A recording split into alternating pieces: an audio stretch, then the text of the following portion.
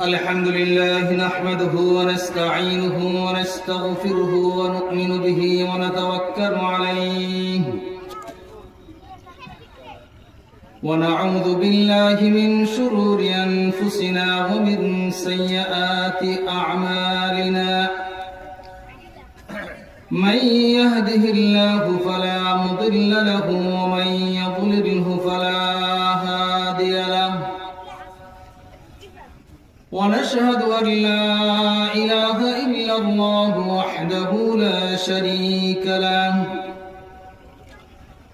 ونشهد أن سيدنا ونبينا وشفيعنا وحبيبنا مولانا محمدا عبده ورسوله أما بعد فأعوذ بالله من الشيطان الرجيم بسم الله الرحمن الرحيم قد أفلح المؤمنون الذين هم في صلاتهم خاشعون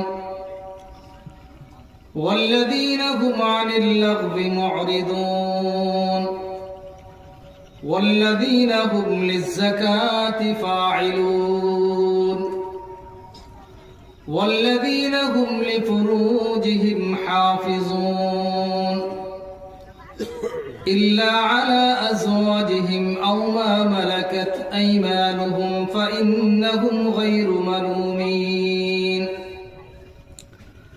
فمن ابتغى وراء ذلك فأولئك هم العادون وقال تعالى في موضع آخر لم يكن الذين كفروا من أهل الكتاب والمشركين منفكين حتى تأتيهم البينة رسول من الله يتلو صحفا مطهرة فيها كتب قيمة إلى آخر السورة. وعن عمرو بن الخطاب رضي الله تعالى عنه قال كان النبي صلى الله عليه وسلم إذا نزل عليه الوحي سمع عند وجهه دبي كدبي النحل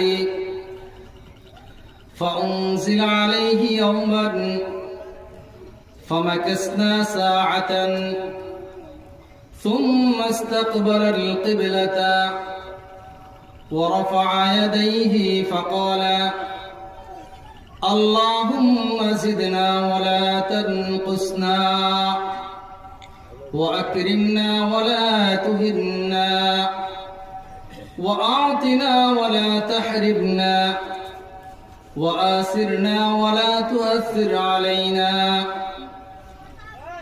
إلى آخر الحديث أو كما قال النبي عليه الصلاة والسلام.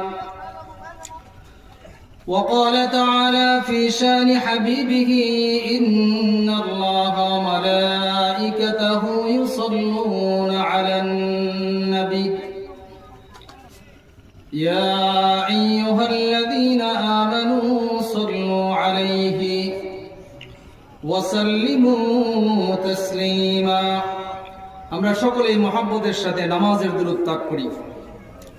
اللهم صل على محمد وعلى آل محمد كما صليت على إبراهيم وعلى آل إبراهيم إنك حميد مجيد.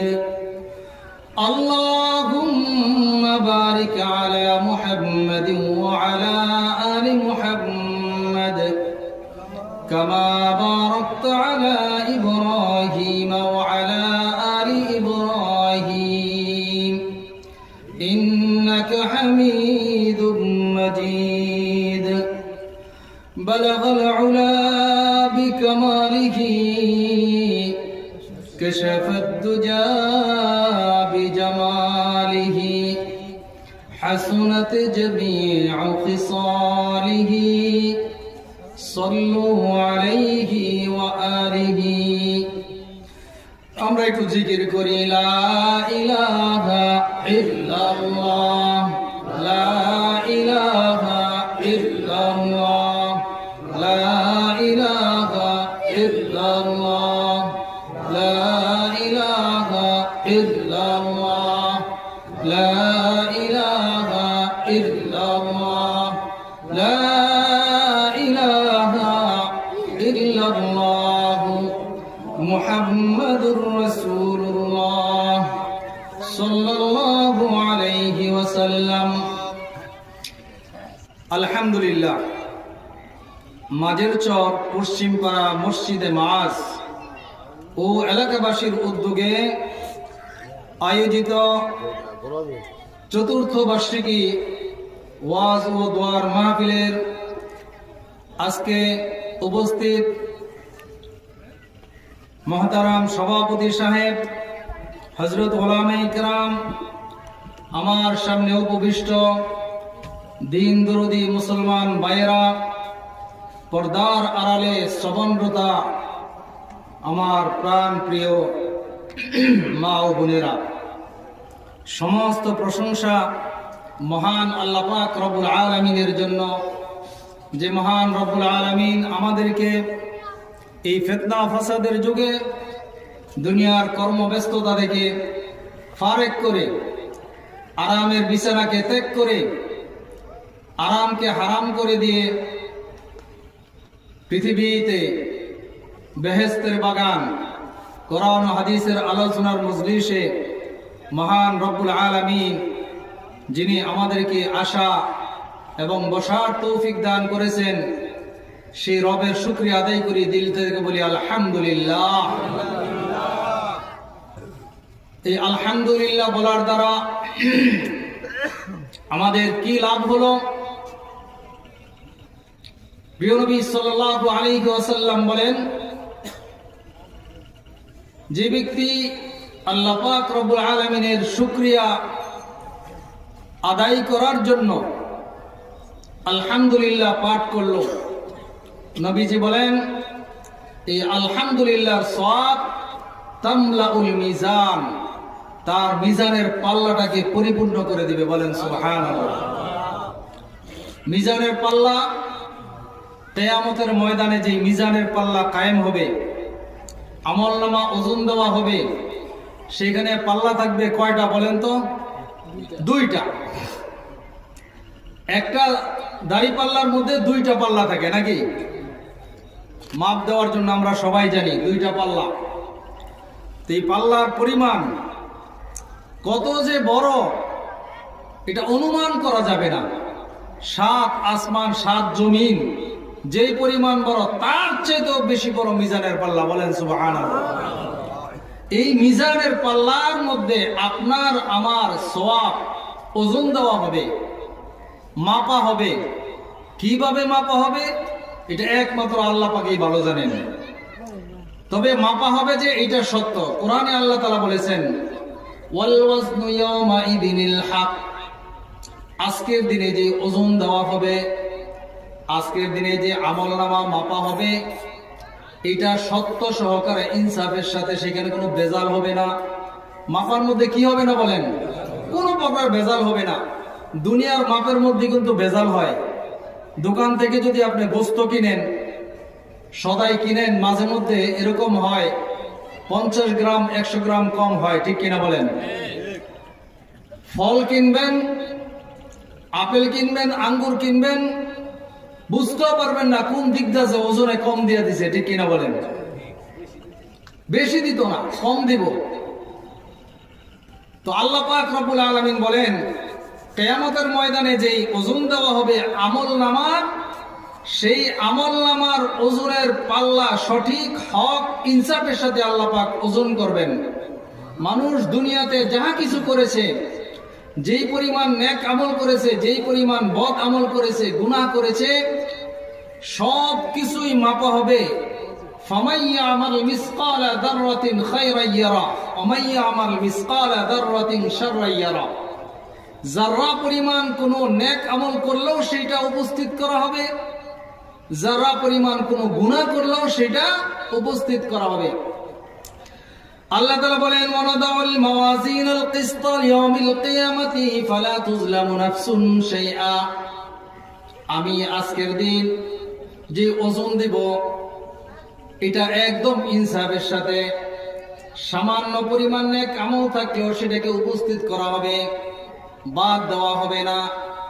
সেদিন আমলনামা ওজন দেওয়ার পরে যার আমলের পাল্লা ভারী হয়ে যাবে, ফামান সাকুলাত মাওয়াজিনুহু ফাউলাইকা হুমুল মুফলিহুন, যার আমলনামার পাল্লা ভারী হয়ে যাবে, নেক আমলের পাল্লা যার ভারী হয়ে যাবে, আল্লাহ পাক রব্বুল আলামিন বলেন ওই মানুষগুলি কিয়ামতের ময়দানে চূড়ান্ত সফলতা অর্জন করবে। বলেন সুবহানাল্লাহ। সফলতা, জীবনের সফলতা সবচেয়ে আমরা খুঁজি, জীবনে সফল হওয়ার জন্য অনেক পরিশ্রম আমরা করে থাকি, ঠিক কিনা বলেন? যারা চাষ করি, ক্ষেত খামারে কাজ করি, যারা চাকরি করি, যারা লেখাপড়া করি, প্রত্যেকটা মানুষের জীবনে সফলতা অর্জন করার জন্য, সফল হওয়ার জন্য সর্বাত্মক চেষ্টা করে থাকে, ঠিক কিনা বলেন? কিয়ামতের ময়দানে সফলতা অর্জন করবে, চূড়ান্ত সফলকামী মানুষ হচ্ছে যাদের আমলনামার মধ্যে নেকের ওজন বেশি হয়ে যাবে। তারপরে আল্লাহ তাআলা বলেন, ওমান খাফফাত মাওয়াজিনুহু ফাউলাইকাল্লাযীনা খাসিরু আনফুসাহুম, আর যার নেক আমলের পাল্লা হালকা হয়ে যাবে, গুনাহের পাল্লা ভারী হয়ে যাবে, আল্লাহ পাক রব্বুল আলামিন বলেন ফাউলাইকাল্লাযীনা খাসিরু আনফুসাহুম, তারা হচ্ছে ওই সমস্ত মানুষ যারা নিজেরাই নিজেদের ক্ষতি করে ফেলেছে, নিজেরাই নিজেদের ক্ষতি করছে। দুনিয়ার জীবনে আল্লাহ পাক আমাদেরকে সময় দিয়েছেন 5 ওয়াক্ত নামাজ পড়ার জন্য, সময় দিয়েছেন দিনী কথাবার্তা শোনার জন্য, মেধা দিয়েছেন, চিন্তা শক্তি দিয়েছেন, ইলম অর্জন করার জন্য, ভালোভাবে চলার জন্য যা কিছু দরকার সব কিছু যোগ্যতা দিয়ে আল্লাহ পাক একটা মানুষকে দুনিয়াতে পাঠাইছেন, ঠিক কিনা বলেন? সমস্ত যোগ্যতা থাকা সত্ত্বেও যারা এই যোগ্যতাকে ভালো কাজে লাগাইল না, আল্লাহ পাক রব্বুল আলামিন বলেন খাসিরু আনফুসাহুম, তারা নিজেরাই নিজেদের ক্ষতি করছে, ঠিক কিনা বলেন? এই ক্ষতিগ্রস্ত মানুষের কথা আল্লাহ পাক রব্বুল আলামিন বলেন তাদের অবস্থাটা কি হবে? ফি জাহান্নামা খালিদুন, তারা চিরস্থায়ী হিসাবে জাহান্নামের মধ্যে প্রবেশ করবে। বলেন নাউজুবিল্লাহ। তাহলে কিয়ামতের ময়দানে চূড়ান্ত সফলতা যারা জাহান্নাম থেকে মুক্তি পেয়ে জান্নাতে প্রবেশের অধিকার লাভ করলো, তারা হচ্ছে চূড়ান্ত সফলতা অর্জন করলো। আর যারা দুনিয়ার জীবনে নেক আমল করে নাই, ভালো কাজ করে নাই, কিয়ামতের ময়দানে আমলনামার ওজন হালকা হওয়ার কারণে তার ব্যাপারে জাহান্নামের সিদ্ধান্ত হয়ে গেছে, আল্লাহ পাক বলেন ওই মানুষটা নিজেই নিজের ক্ষতি করে ফেললো। এই জন্য আমরা নিজেরা নিজেদের ক্ষতি করব না, ইনশাআল্লাহ আমরা রাজি আছি তো? আল্লাহ পাক আমাদেরকে নিজেদের ক্ষতি করা থেকে হেফাজত করুন, যারা বলেন আমিন। তো মিজানের পাল্লা দুইটা, কয়টা? দুইটা। আল্লাহর হাবিব বলেন আলহামদুলিল্লাহ যখন বলবে, ইদা ক্বালাল হামদু, যখন বান্দা আলহামদুলিল্লাহ পড়ে, তামলাউল মিজান, তখন আল্লাহ পাক মিজানের পাল্লাটাকে নেকির দ্বারা পরিবর্তন করে দেন একটা পাল্লা। বলেন সুবহানাল্লাহ।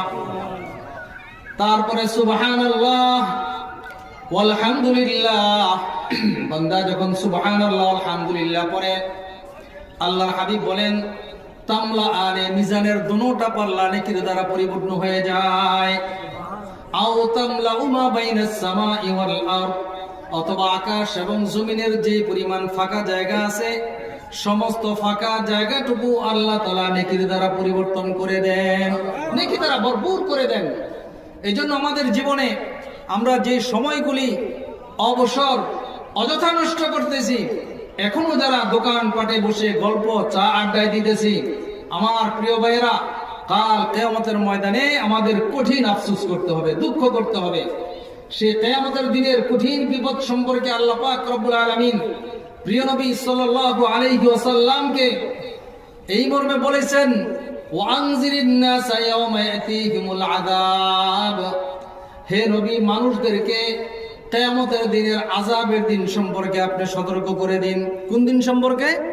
আযাবের দিন, যেদিন মানুষকে আযাব দেওয়া হবে, শাস্তি দেওয়া হবে, সেই দিন সম্পর্কে হে নবী আপনি একটু সতর্ক করে দিন।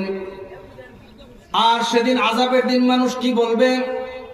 ফায়াকুলু আল্লাযীনা যালামু রব্বানা আখিরনা ইলা আজালিন করিব নুজিব দাওয়াতাকা ওয়া নাত্তাবি'র রাসূল, হে আল্লাহ আমাদেরকে অল্প সময়ের জন্য দুনিয়ার জীবনে একটু পাঠিয়ে দেন, যেন আপনি যেই জন্য পাঠাইছেন দুনিয়াতে, যেই উদ্দেশ্যে আমাদেরকে দুনিয়াতে পাঠিয়েছিলেন, অর্থাৎ আপনার ডাকে সাড়া দেওয়ার জন্য, আপনার কথা মতো চলার জন্য, আপনার হুকুম আহকাম মতো চলার জন্য, সেই হুকুম আহকাম মোতাবেক দুনিয়ার জীবনে চলবো, আর একবার আমাদেরকে দুনিয়াতে একটু পাঠিয়ে দেন।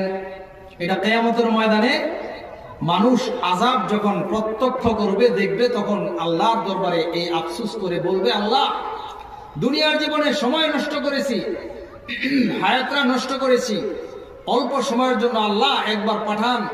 সুবহানাল্লাহ বলার যে এত সওয়াব, আলহামদুলিল্লাহ বলার এত সওয়াব, আল্লাহু আকবার বলার এত সওয়াব, জিকির করার এত সওয়াব, স্বচক্ষে দেখেছি, না করার কারণে কি যে ক্ষতিগ্রস্ত হয়েছে এটা আজকে স্বচক্ষে দেখেছি, উপলব্ধি করতে পেরেছি। আল্লাহ একবারের জন্য একটু দুনিয়াতে পাঠান। মানুষ দুনিয়াতে আরেকবার আসার জন্য আল্লাহ তাআলার কাছে আবেদন করবে, কিসের জন্য? দুনিয়াতে এসে একবার যেন সুবহানাল্লাহ পাঠ করতে পারে, একবার যেন আলহামদুলিল্লাহ বলতে পারে, একবার যেন লা ইলাহা ইল্লাল্লাহ বলতে পারে, একবার যেন আল্লাহু আকবার বলতে পারে। কেউ এই কথা বলবে না, আল্লাহ দুনিয়ার জীবনে আমার সন্তান রেখে আসছি, পরিবার রেখে আসছি, অর্থ সম্পদ রেখে আসছি, এইগুলির সুষম বন্টন করে আমি আসতে পারি নাই, আমার উত্তরসূরি যারা আছে তাদেরকে একটু সম্পদের হিসাবটা বুঝিয়ে দিয়ে এসে একটু সময় দেন। এই কথা কেউ বলবে না। বলবে কি, আল্লাহ দুনিয়াতে আর একবার একটু সময়ের জন্য পাঠান, নুজিবে দাওয়াতাকা ওয়া নাত্তাবি'র রাসূল, যেন আপনার ডাকে সাড়া দিতে পারি, আপনার হুকুম আহকাম মানতে পারি, ওয়া নাত্তাবি'র রাসূল, এবং যে রাসূল আপনি দুনিয়াতে পাঠাইছিলেন, যে নবী এসে আমাদেরকে আপনার পথে ডেকেছিলেন, সেই নবীর ডাকে যেন আরেকবার সাড়া দিতে পারি, নবীজির ইত্তেবা যেন করতে পারি, এই জন্য আল্লাহ আরেকবার দুনিয়াতে পাঠান। আপনারা বলেন তো, এই আবেদন নিবেদন যতই করা হোক, মানুষের পক্ষে কি আর পুনরায় একবার, এক মুহূর্ত, এক মিনিটের জন্য কি দুনিয়াতে আসা সম্ভব? সম্ভব? আসা যাবে না। যতই কান্নাকাটি করি আসা যাবে না। আল্লাহ পাক রব্বুল আলামিন বলেন, আওয়ালাম তাকুনু আকসামতুম মা লাকুম মিন যাওয়াল, তোমরা তো এমন এক জায়গার মধ্যে ছিলা, মনে করছিলা এই ঘর, এই দুনিয়া, এই পৃথিবী, এই জীবন মনে হয় কোনোদিন শেষ হবে না। আমাদের আচার আচরণটা তো এরকম হয়, ঠিক কিনা বলেন? মনে হয় জীবন শেষ হবে না, মনে হয় এই দুনিয়া শেষ হবে না, এই দুনিয়াতে আমি চিরজীবন থাকবো। যদি আমি মনে করি একবার যে এই দুনিয়া চিরস্থায়ী নয়, এই দুনিয়া ধ্বংস হয়ে যাবে, আমার হায়াত শেষ হয়ে যাবে, আল্লাহ পাক যেই উদ্দেশ্যে আমাকে পাঠাইছেন, এই উদ্দেশ্য যদি আমি পূরণ করতে না পারি, কাল কিয়ামতের ময়দানে কঠিন জবাব দিতে হবে, হিসাব নিকাশ দিতে হবে। আমলের ওজন যদি হালকা হয়ে যায়, জাহান্নামে যেতে হবে। আমলের ওজন যদি ভারী হয়, তাহলে আমার জন্য জান্নাতের ব্যবস্থা। এই চিন্তা ভাবনা যদি আমরা করি, তাহলে আমরা হেলায় দোলায় অযথায় জীবনের সময়টা শেষ করতে পারি না, ঠিক কিনা বলেন? এই চিন্তা না থাকার কারণেই বৃদ্ধ বাবারা, বয়স্ক মানুষ, চুলদারি সব পেকে গেছে, তারপরও চায়ের স্টলে বসে সেই নায়ক নায়িকার, নর্তকীদের নাচ, নাটক, সিনেমা, গান, বাদ্যবাজনা এবং বিড়ি টানাটানি নিয়ে ব্যস্ত। জোরে বলেন ঠিক কিনা? যদি একবার ভাবতো এই মুহূর্তে আমার জীবন পাঙ্গু হইতে পারে, আমার জীবন শেষ হয়ে যাইতে পারে, যে কোনো মুহূর্তে আমার আল্লাহ পাকের পক্ষ থেকে ডাক আসতে পারে, যদি আমার বর্তমান যে অবস্থাটা আছে, নেক আমল কি পরিমাণ করছি, গুনাহ কি পরিমাণ করছি, এই হিসাব নিকাশ যদি কোনো মানুষ লাগায় দেয়, তাহলে তার দুনিয়ার রঙ্গমঞ্চ নিয়ে আর থাকার সুযোগ নাই, ঠিক কিনা বলেন? এই জন্য আমরা আল্লাহু আকবার, আল্লাহ তাআলার কাছে তৌফিক চাই। আল্লাহ পাক যেন আমাদেরকে বেশি বেশি নেক আমল করার তৌফিক দান করেন। জোরে বলেন আমিন। বিশ্বনবী সাল্লাল্লাহু আলাইহি ওয়াসাল্লাম এক হাদিসের মধ্যে বলেছেন, মান জাওয়াজাল 40 ওয়া লাম ইয়াগলিব খায়রুহু শাররুহু ফালিয়াতাজাহাজ ইলান নার। যে ব্যক্তির সময় অতিবাহিত হয়েছে এইভাবে, যার বয়স 40 অতিক্রম হয়েছে, 40 বছর পার হয়ে গেছে, তারপরেও ওয়া লাম ইয়াগলিব খায়রুহু শাররুহু ফালিয়াতাজাহাজ ইলান নার, সে ভালো কাজে অগ্রগতি লাভ করতে পারে নাই, খারাপ কাজ ত্যাগ করে ভালো কাজের দিকে সে আসতে পারে নাই, খারাপ কাজ ছেড়ে দিয়ে ভালো কাজ বেশি করতে পারে না, যার অবস্থা এরকম হয়ে গেছে বয়স 40 পার হওয়ার পরেও নবীজি বলেন ফালিয়াতাজাহাজ ইলান নার, তার জন্য উচিত সে যেন দুনিয়ার থেকেই জাহান্নামের প্রস্তুতি নিয়ে আসে। বলেন নাউজুবিল্লাহ। বয়স কত হইলে বলেন? 40। কারণ হচ্ছে মানুষের বয়স যখন 40 অতিক্রম হয়ে যায়, 25 থেকে 40 পর্যন্ত মানুষের পূর্ণ একটা যৌবনের সময়।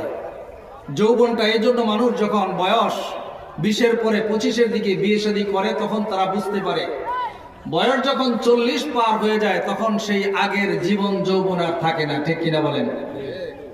চোখের দৃষ্টি কমতে থাকে, দাঁতের শক্তি কমতে থাকে, শ্রবণ শক্তি কমতে থাকে, ব্রেনের কাজ কমতে থাকে, ব্রেন আগের মতো কাজ করে না, মনে থাকে না। ঠিক কিনা বলেন?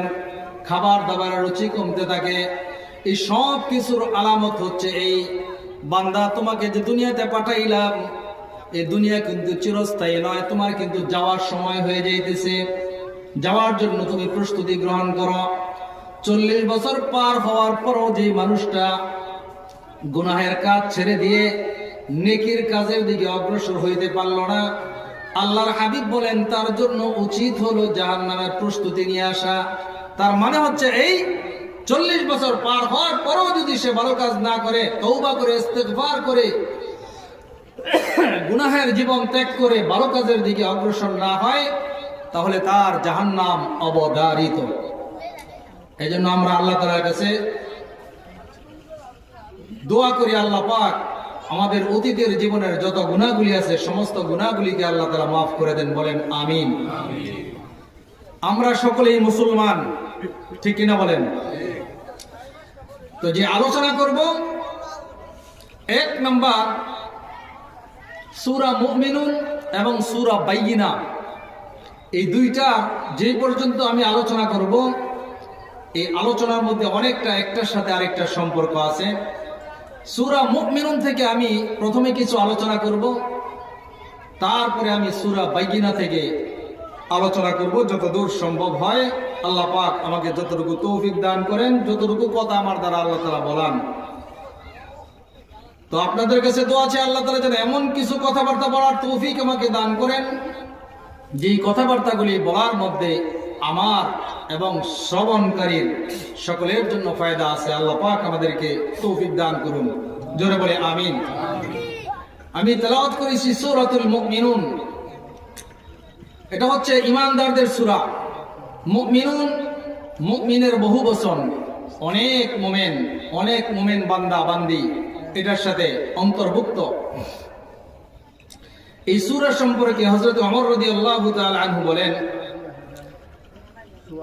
যে আমরা একবার এক জায়গায় বসেছিলাম, রাসূল সাল্লাল্লাহু আলাইহি ওয়াসাল্লামের কাছে যখন কোনো ওহী নাজিল হতো, ওহী নাজিল হলে, ওহী আসলে, ওহী বুঝেন তো আপনারা, আল্লাহর পক্ষ থেকে বার্তা নিয়ে জিবরাইল আলাইহিস সালাতু ওয়াস সালাম নবীজির কাছে আসতেন, যে সংবাদটা নিয়ে আসতেন, এই সংবাদটাই ওহী। এই সংবাদটা কি বলেন?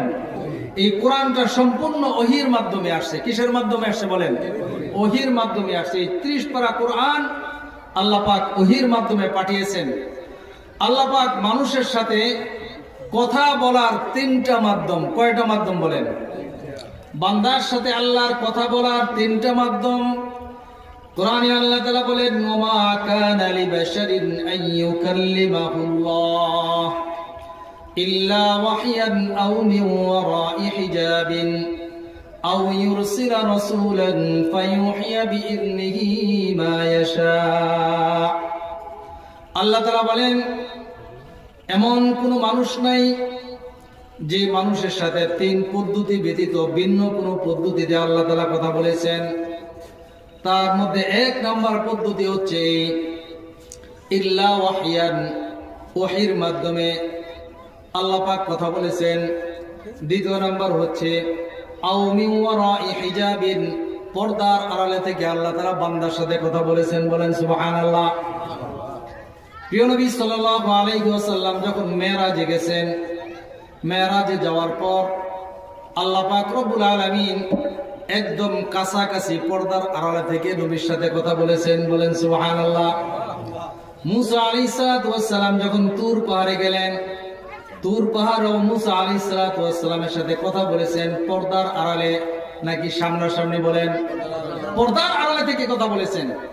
তারপরে তিন নম্বর হচ্ছে আও ইউরসিলা রাসূলান, অথবা কোনো বার্তা বাহক বান্দার কাছে পাঠান, সেই বার্তা বাহক এসে আল্লাহর পক্ষ থেকে যে সংবাদ, আও মিন ওয়ারাই হিজাবিন আও ইউরসিলা রাসূলান ফায়ুহিয়া বিইذনিহি মা ইয়াশা, বার্তা বাহক এসেও আল্লাহর পক্ষ থেকে আল্লাহ তাআলা যতটুকু বলেছেন, যতটুকু আদেশ করেছেন, এই পরিমাণেই পয়গম্বরদের কাছে বলে গেছেন। বলেন সুবহানাল্লাহ। আল্লাহ পাক যেই পরিমাণ ওহী নাজিল করেছেন, যেই পরিমাণ কথা নবীজির কাছে পৌঁছানোর জন্য বলেছেন, এর থেকে এক চুল পরিমাণ কমও পৌঁছান নাই, এক চুল পরিমাণ বেশি পৌঁছান নাই। জোরে বলেন সুবহানাল্লাহ। তাহলে এর দ্বারা বোঝা যায় এই যে কোরআন, 30 পারা কোরআন, এই কোরআনের মধ্যে জিবরাইল আলাইহিস সালাতু ওয়াস সালামের পক্ষ থেকে নিজের মন গড়া মতো কোনো কথা তিনি বলেন নাই। ঠিক কিনা বলেন? যতটুকু আছে সব আল্লাহর পক্ষ থেকে এসেছে। যারা মনে করবে এই কোরআনের মধ্যে ভুল আছে, এই কোরআন মন গড়া, এই কোরআনের মধ্যে ভুল ত্রুটি তালাশ করার চেষ্টা করবে, তারা কখনো মুমিন মুসলমান থাকতে পারে না। জোরে বলেন ঠিক কিনা? এক শ্রেণীর মানুষ আছে, এক শ্রেণীর পীর আছে, যারা দাবি করে যে আমি স্বচক্ষে আল্লাহ তাআলাকে দেখেছি, আল্লাহর সাথে কথা বলেছি। যদি কোনো মানুষ এই দাবি করে তাহলে তার দাবিটা সম্পূর্ণ মিথ্যা। ঠিক কিনা বলেন? কারণ পয়গম্বরদের সাথে কথা বলার 3টি মাধ্যম, এই 3 মাধ্যম ছাড়া বান্দার সাথে আল্লাহ কথা বলেন নাই। যদি সরাসরি আল্লাহর সাথে আল্লাহকে দেখছি